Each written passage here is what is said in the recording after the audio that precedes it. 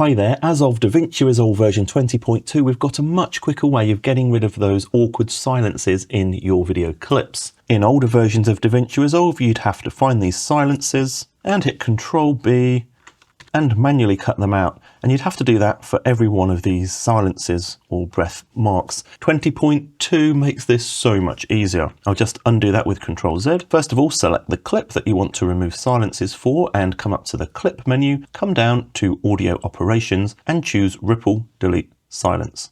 This is going to give you this dialog box. The threshold slider lets you choose which volume level is classed as a silence. So anything under this value will be classed as a silence and will be removed. If you make this too high, then everything will be selected. So you just need to find the sweet spot and make sure no talking is actually selected. The prehead section allows you to shorten the end of the selected regions, and the post tail allows you to fine tune where they start. If you have the minimum to strip slider set too high, then it's not going to remove smaller spaces or smaller silences. So you need to find a good value for this depending on the clip that you're working in. That's done a really good job of finding those silences, and then just click the remove button and look how quick that is. We've got all of those silences stripped out.